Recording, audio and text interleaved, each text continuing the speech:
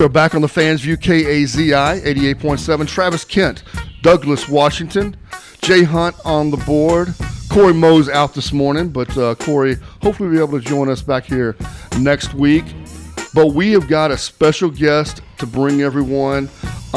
Special guest to my heart because when I was at the University of Texas, I watched this gentleman play for 3 years. When he left the University of Texas, he was the all-time block shot record holder. Unfortunately, Chris Mim came in. I mean, what's Chris have only 4 inches? 4 inches. Yeah. Albert Burditt, Austin's own Albert Burditt, sitting in with us. Albert, thank you for joining us. Hey, thank you for having me. Glad to be here. Yeah. So we're going to we'll talk a lot of about you and your career and what you're doing. Also want to talk a little bit about the Tom Penders days and the Running Horns. Talk about a little bit about the Texas program right now. But it's just we're just happy to have you in studio, and it brings back a lot of great memories for me. Obviously, the run to the Final Eight. Blanks, Mays, and Wright. Yes, sir. That Running Horns era. Growing up, Texas basketball had gotten to a really low place. Abe Lemons in the late 70s, early 80s had something going, and then after the LaSalle Thompson era ended, there were some dark days for a while. Then Tom Penders comes in. Let's talk a little bit, if you will, about you coming out of high school, making a decision to stay local and go to Texas, and what Tom Penders meant to the program.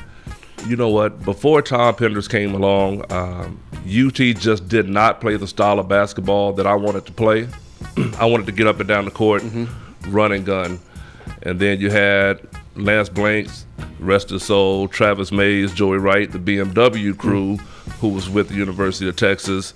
And I followed those guys and fell in love with that kind of play.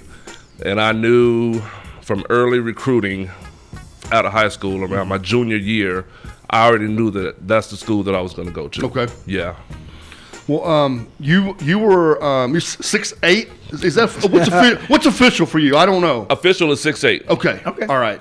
And you were when you were at Texas. Now you essentially played the center position at 6'8". I mean, let's face it. You were the lead rebounder on the offensive and defensive end. Yeah. You were matched up against the best big man, game in and game out, that Texas was playing. Because this was not a team at the time under Penders that was. I mean, we had Loxley Colley, and who was the other guy that played at Lon Morris? Panama Myers. Panama Myers and Loxley Colley. Yeah, we had, but they were only 6'9", 6'10" themselves, and that wasn't the style of play that Tom Penders was about getting anybody from 6'2" to 6'8" who could run up and down the floor. If you couldn't get up and down the floor, you were not going to be on the floor with Tom Penders.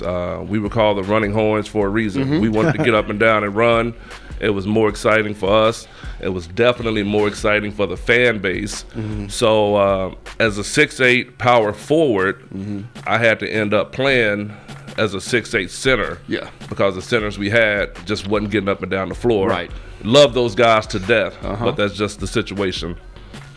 Talk a little bit, obviously, throughout that era, there was another team in the Southwest Conference at the time that was running the ball a lot, and that was Nolan Richardson and his Arkansas Razorbacks, and quite the rivalry that Texas and Arkansas basketball had going on back then. And, of course, they had some Todd Day and those guys were great basketball players. The whole, 90 feet of hell that Nolan Richardson called his team. That's what it was. Those were some of the most fun games playing that Nolan Richardson team because they matched us as far as going up and down the court. Yep. And on defense, it always felt like they had 6 men out there. They were that good.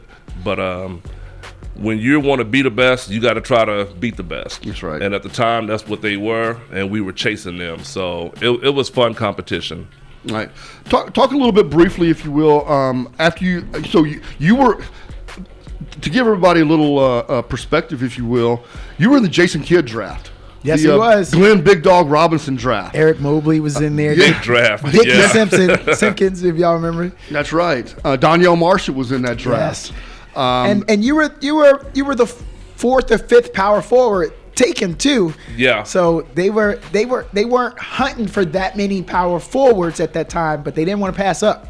This what happened. So I got drafted second round by the Houston Rockets. They had just won an NBA championship. Yep. So when I was with Houston during the preseason, they had one spot left. It was between myself and another guy who had tried out for them the year before. So it was probably 60-40. I was going to make that team. But what happened was my agent at the time, Jeff Blakely, called me and said, "Hey, Albert, one of my players got hurt overseas in Spain. They want me to find a player to replace that guy." And I was like, "What about the Houston Rockets?" We sat down with Coach Rudy Tomjanovich, and he was like, "Albert, I think you should stay and continue preseason because you have a very good chance of making the team." But speaking with my agent, he was like, "Okay, if you stay and don't make that final cut, where's your income going to come?" Right. So to me, my dream was never to play in the NBA. My dream was to play. Okay, so I took the opportunity to go overseas to Spain, and from the moment I stepped off the plane, fell in love with the country. Yeah. That was about as close as you could play level-wise to the NBA as anywhere in the world. So went overseas to Spain, fell in love with it, fell in love with my teammates, fell in love with the culture, definitely fell in love with the food. So I would go overseas for 8-10 months out of the year, come back, tried out for Houston a couple of times. It didn't work out. And then tried out for several more NBA teams. But after about 3 or 4 years of trying out for the NBA, I was like, wait a minute, what am I doing? I'm loving where I am now, what I'm doing now. And I'm not going to lie, I was loving the money that I was making then. Because back then, what Spain was paying was equivalent to what a minimum NBA contract would have been. So I fell in love with it, and I just told myself, and it was easy on the body. We were playing 2 games a week. Ooh, I like that. 2 games a week. Yeah. Wow. So I was able to play 14 professional seasons overseas. Wow. Not all in Spain, but in different countries. So if I had to do it all over again, I would have did it the exact same way. I have no regrets at all. Good deal. Good deal. I'm so curious. When we start to talk about your time over at UT, do you think, looking back on it, is there anything you could have told yourself that you think could have made you a better player while you were there? Now, for the young guys listening, the high schoolers that are listening, those parents, what are some of the things that you think that you could have done in development or in game enhancements? I'm just kind of curious. Since you made it to the professional level to play, is there something that you learned then that you said, man, if I would have known this a little earlier? You know what? I am a much better player now than I ever have been in my life. Not physically, but mentally, and what I know from the game now. I would have told myself back then, keep your mouth closed and listen. Wow. Keep your mouth closed, because I was a young kid back then who thought I knew it all, and listen to those who are trying to point you in the right direction. Not just at UT, even from AAU. You know, I had a coach who was, Albert, you have to work on your left hand dribbling. Didn't listen, because I was more athletic than everybody. You don't know what you're talking about. If I would have listened to that AAU coach back then, when I was 15, 16, 17, I would have went first round. NBA. But you learn from your mistakes. So to the young players today, just take a step back and just listen. Don't listen. Listen to learn. Don't listen. You're just waiting your time so you can have a response to what someone is saying. Just soak it all up, because most coaches, most trainers are telling you the right things to try to get you to that next level. You know, we talk about the up-tempo style of Tom Penders. and how he changed the type of player he recruited versus, oh my gosh, the Bob Weltlich era. Yes. But for those of you that don't know, Bob Weltlich was a former assistant of Bobby Knight, Yes. and played a paint drying pace of play basketball that as a young kid growing up, knowing he was going to go to the University of Texas and couldn't wait to go to football and basketball and baseball games, I was bored to death watching Texas basketball. Same here. And you come in and you get to play with Tom Penders and his running style, but you play with three guys we've already talked about. Travis Mays, head coach of women's basketball at SMU. Lance Blanks, rest his soul, former general manager in the NBA. And Joey Wright, and I didn't know where Joey Wright was, but you just told me his academies and his coaching career down in Australia.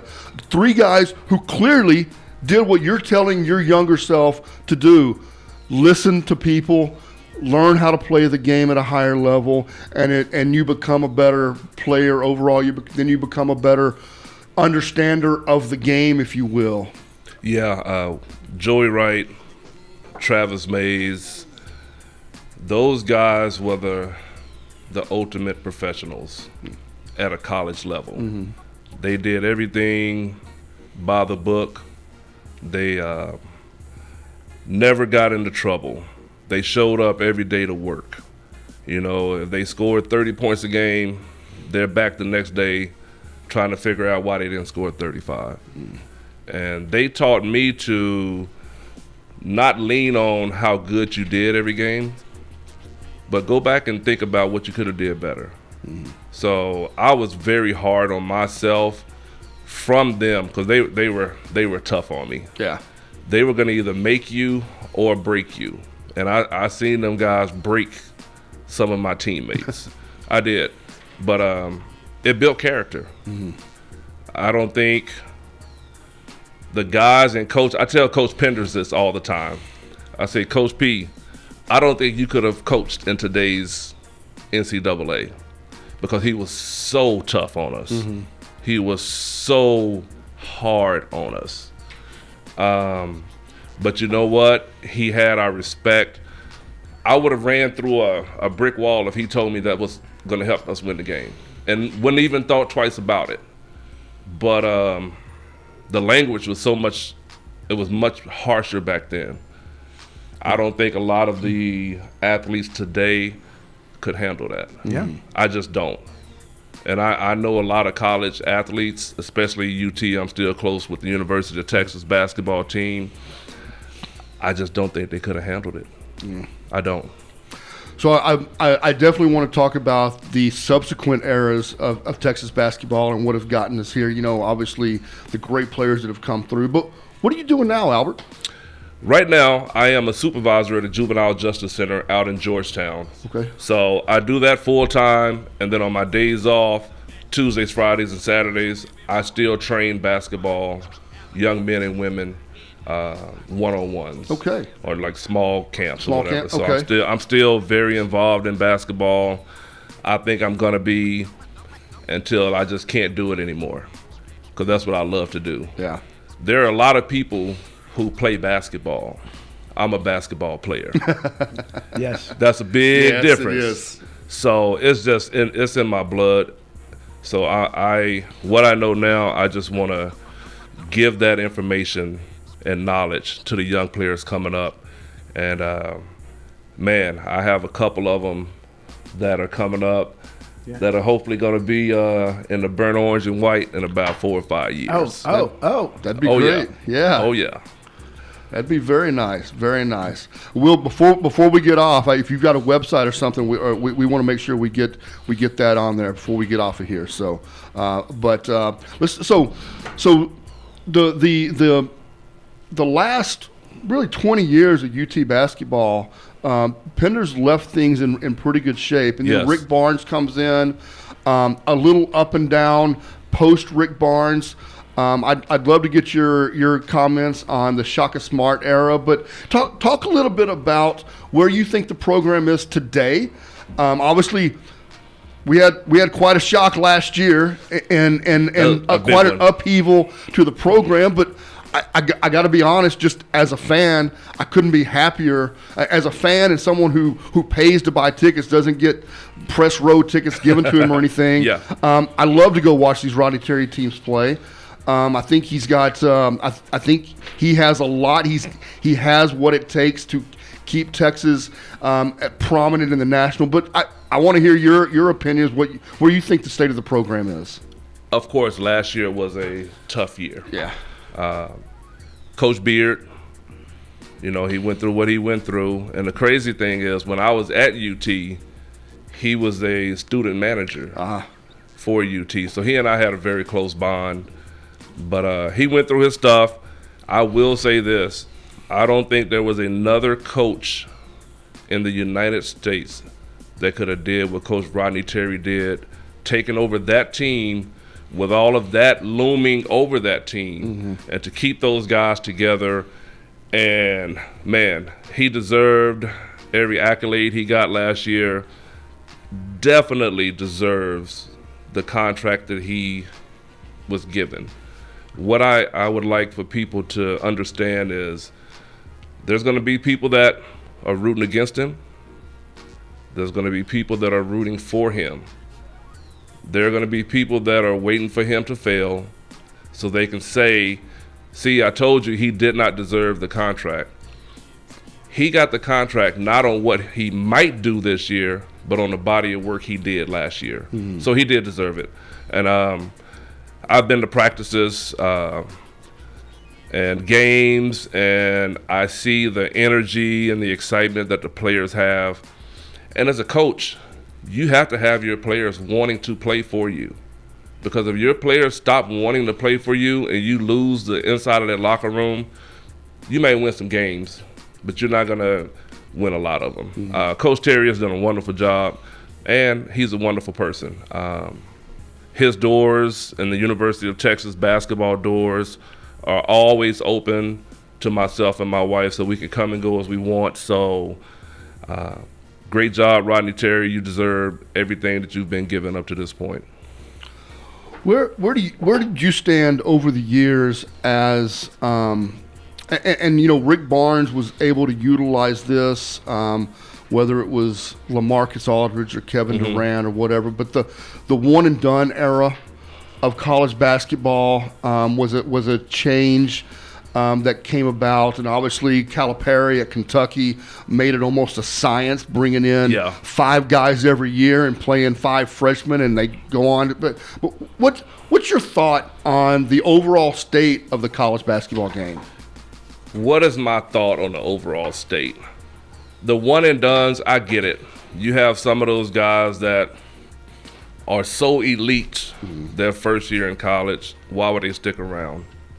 But with the one and dones, what I think it loses the rivalries that we used to have.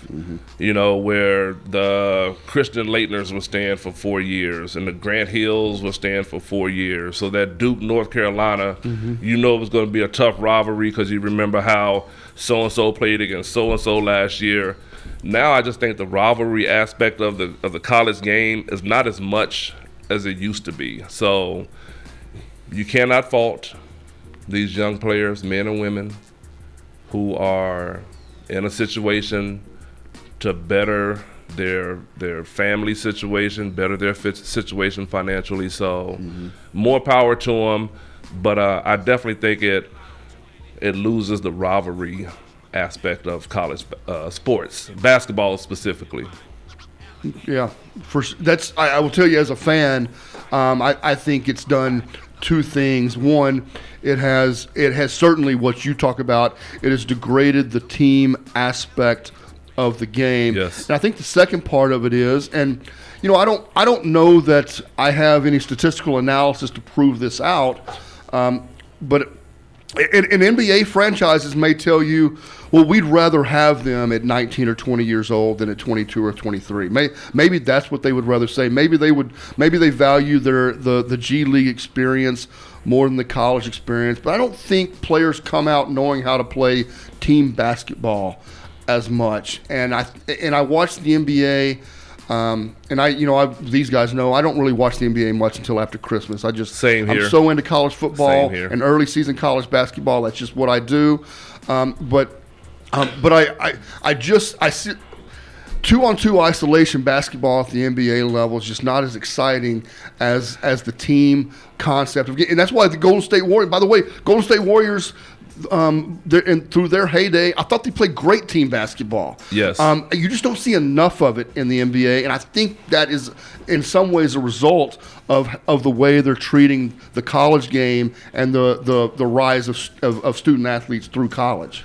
I just feel with the NBA, I'm like you. I don't watch it until it's the second round of the playoffs because you got 82 regular season games. Yep. That's a lot of games.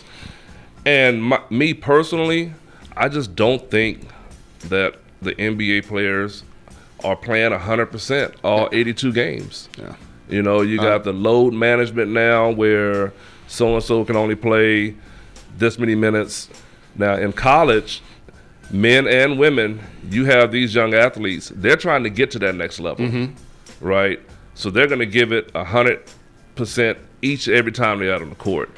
So college basketball, to me, is far more entertaining and exciting than NBA. So I'm definitely a big college sports fan. Yeah, I would agree with that. I know that there are those who are out there that say, well, I'd much rather see the higher shooting percentages at the NBA level, but I think there's more team concept basketball still played at the collegiate level, and that's just what I enjoy watching more than just seeing one-on-one. I mean, look, I'm a Mavericks fan, but I get bored watching Luka just go one-on-one seven trips down the court in a row. It's not fun. I mean, granted, those guys are the 1% of the 1% that makes the NBA. So their individual skill sets are very exciting to watch. But what I think it does is, I tell people this all the time, and not in a bad way. I say Steph Curry ruined basketball. He is such a great shooter, 3-point shooter. Yeah. Nowadays, even when I'm coaching, I get these 9, 10, 11-year-olds who are chunking up three-pointers, and it's just start from the fundamentals. I'm really concentrated on the fundamentals first. What people don't realize about the Steph Currys, they didn't start out shooting three-pointers. They start out with the fundamentals. I ask people this all the time. What makes Steph Curry a great basketball player? 9 out of 10 people will say he can shoot the ball. No, he's fundamentally sound. Yeah. He can dribble. He knows how to come off picks. The fundamental stuff that makes him really good. So, and yeah, he ruined it for me. But God, I love to watch him play though. Look, there's no doubt. If Albert Burditt comes out of high school in 2015, coaches would have been looking at your 3-point shooting percentage. There's no doubt about that, right? For sure. For sure. I might have taken, in my college career, I think I took 2. I shot 50%, but only took 2. Yeah, there's no doubt about that. It's a different ball game. When I came out of college, or when I was in college, 6'8", you were a power forward. Yep. Now 6'8", you may be a point guard. And I think that's the other thing that I miss of the game of basketball is not enough players play with their back to the basket on offense. That to me is beautiful basketball. I'm sorry. That's just the way I love back to the basket basketball. Same here. Especially in the playoffs. You're not going to be on all the time from outside. I had the pleasure of playing with probably one of the best back to the basket players in Hakeem Olajuwon. I got 3 months of playing with this guy, and he showed me how good I was, and he showed me how good I wasn't. He did. Yeah. His foot movement was so good. Yeah. He would tell you what he was going to do, and he would do it. and nothing you can do about it. But he also showed me what hard work will get you. Yeah. So the back to the basket thing, I think that's gone for a long time. I agree. Unfortunately. I agree. Yeah. You know, there's still a few players. I respect LeBron because I've seen LeBron go down to a block and turn around and ask for a ball. I respect players who still, in crunch time, will do that. But I wish it was more a part of the overall game of basketball and not just a one-off theory. Yeah. In the NBA especially. I think in college you still got some of those guys that are back to the basket guys. Yeah. UT has one right now, and I think he's gonna, if he stays healthy, he's gonna take UT deep into the NCAA tournament. I wish I was playing now, opposed to when I was playing back then, with the NIL deals. Oh yeah, heck yeah! There you go. With the NIL deals, God bless these young athletes now, on the men and women's side. On being able to finally make money. Hey, those, I was telling you, I had the old BMW shirt. I mean, you saw them walking around campus all the time. You know how much money Blanks, Mason Wright would have made off of that shirt alone? Every kid on campus had that shirt. They could have retired after college. Wow. They could have retired after college. Myself and my ex-teammates with the Running Horns, I mean, we would have been set. One of my brothers in life, and one of my best friends, Mr. Ray Jackson, from the Fab Five up in Michigan. And they had NIL deals. Oh my gosh! When he was playing. Yep. Coach, there were two things. There were two things I wanted to talk about. I wanted to ask you about the last game that you guys played in that your senior season against Michigan. And then I was going to ask you about all the places that you lived. But you have mentioned 3 different times now about that Fab Five team, and so I got to go in.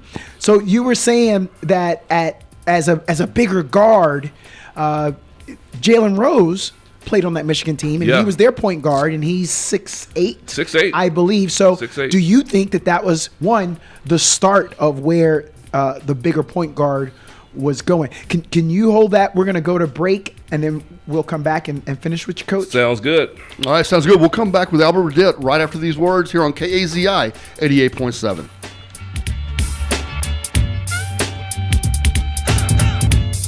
This portion of KAZI is being sponsored by Austin Public Health.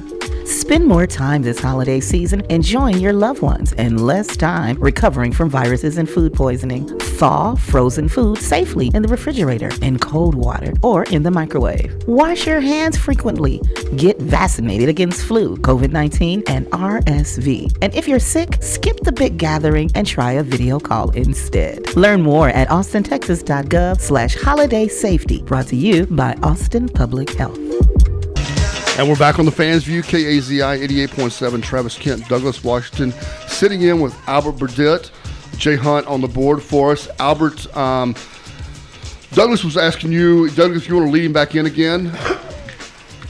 Yeah, sorry about that. Little choked up as I talked to Mr. Burditt, knowing that against the Fab Five, he went 4 for 6. He had 8 points. He had 1 block. He had 2 assists. And you put on a good game. You played 37 minutes in that game, if you remember it. And in that game, you played against maybe the beginning of the big guard era with Jalen Rose, who was your height. He was a 6'8" point guard. And I was just kind of curious on your thoughts to see that the league could go that way, that a big guy with handles like that. Playing against Michigan in that NCAA game, to see a guy that big handle the ball that well, that was an anomaly to see that. Now, everyone is handling the ball that well. But I'll even go back further to the first time I seen a big guy that could really handle the ball in the open court. And again, Ray Jackson from LBJ High School, 6'8". He was the first guy that I seen at that height that could handle the ball anywhere on the court.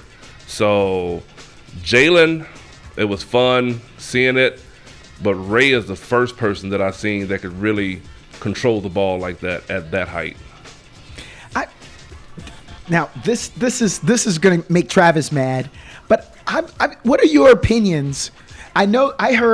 I think on a documentary, Jalen Rose says that they were all brothers. Like they fell in love with Ray Jackson.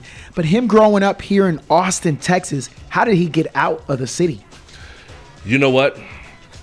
I don't know how we let Ray get out of the city. I would have loved to have played with Ray in the Burnt Orange, but he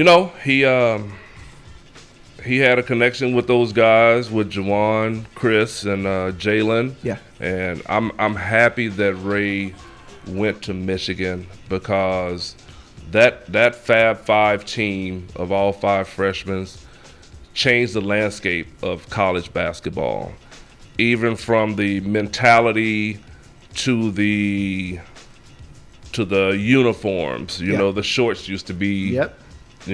Thigh high. They went down to the knee long shorts. And Ray will get a kick out of this. People don't know the reason why black socks are popular today for athletes is because of Ray Jackson back in Michigan. Nike, they were not giving those guys any kind of NIL money. Yep. Mm-hmm. So Ray decided, you know what? We're not wearing Nikes anymore. We just go wear plain black socks. And because of that, now black socks are.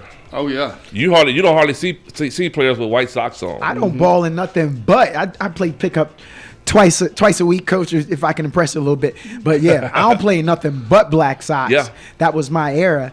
But coach, I was in a rush because we don't have a lot of time. Yeah. You're going to have to come back, coach. But I just want everybody to know how good you played against them boys, because you can sit there and you can be humble. But coach, you had a game. You had 9 rebounds, 2 steals, and 1 assist in that game.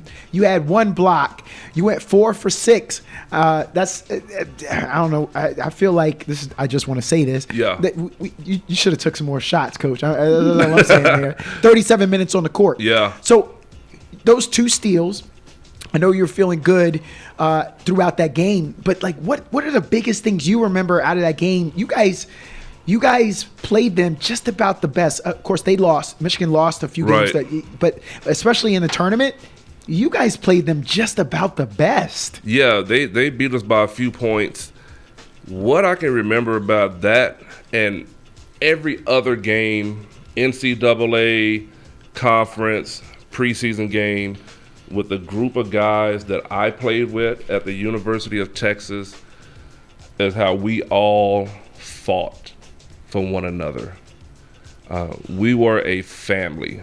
Did we always get along? No. Does family always get along? No, we don't. But we would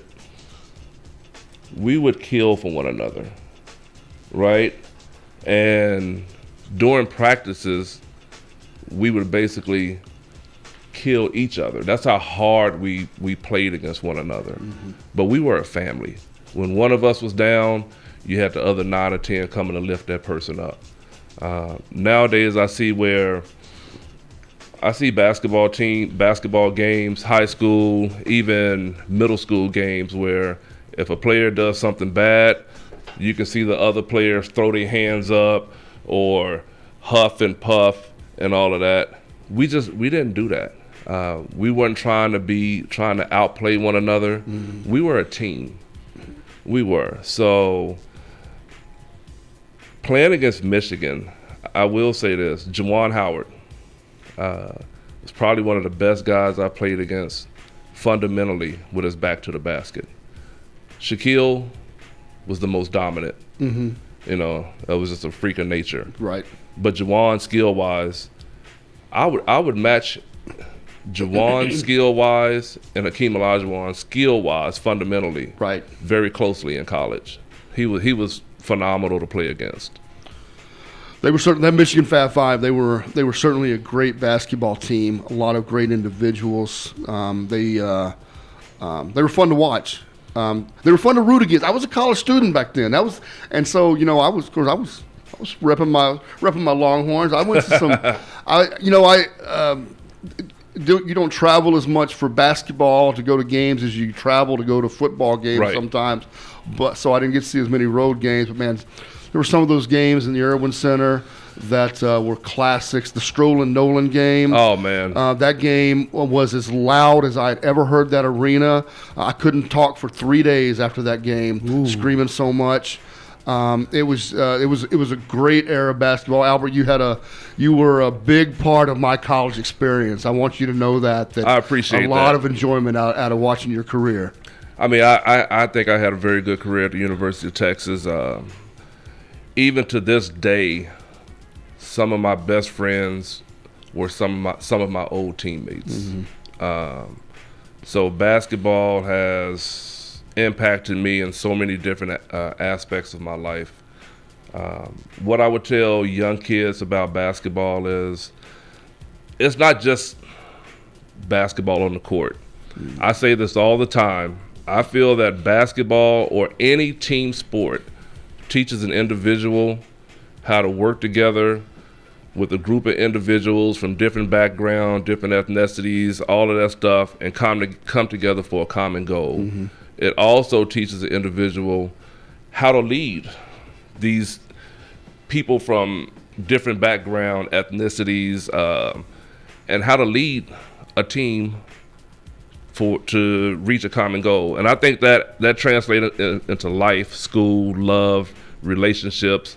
I mean, even to this day, most of the stuff that I do, I have learned and picked up from basketball, and it still, rings true today. That's good. That's great, and we appreciate you having it. I want to give you a chance to give out some of your social medias because of your basketball coaching and the work you do. I appreciate that. The business is abbl.com. You can go to the website and find a lot of different things. I'm on Instagram at Burditt, Burditt, Albert, or Facebook on Burditt, Burditt, Albert 20. We're available for one-on-one training, group trainings. We'll come in and do sessions for schools. So, and you can also, I'm going to give out my personal number.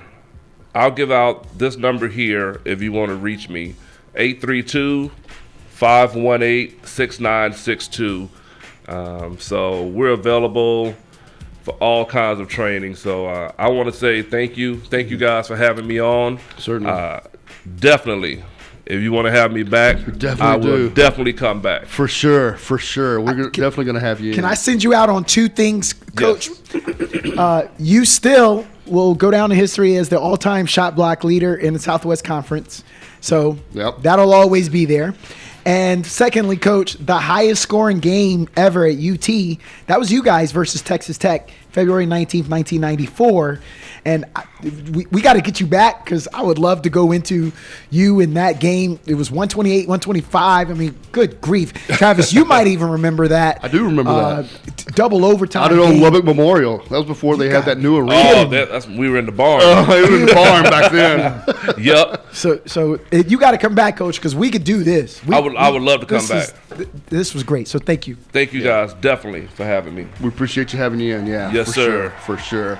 The great Albert Burditt, former Longhorn. We appreciate having Albert in studio to talk some basketball with us. It's been certainly a pleasure having him on the show. A hero of mine. I mean, I'm not pulling any punches and saying that. I'm not throwing any shade because I was in school from '89 to '93, and I was at. Boy, if I missed a home basketball game, I don't remember missing one. And I traveled to as many as I could. And those old Southwest Conference days they were a lot of fun, a lot of battles, a lot of bad blood in that conference, which is why that conference isn't around anymore. We're about to rejoin some of those old foes in the SEC. I hope Arkansas and A&M are ready for us to come back into their gyms to play them. But that was some great days back then. So, Jay, do we have a break we can take? We're just gonna go right into the next segment. Okay, let's take a quick break. We'll come back. We got some college football playoff scenarios we want to talk about before we finish up the hour right here on KAZI 88.7.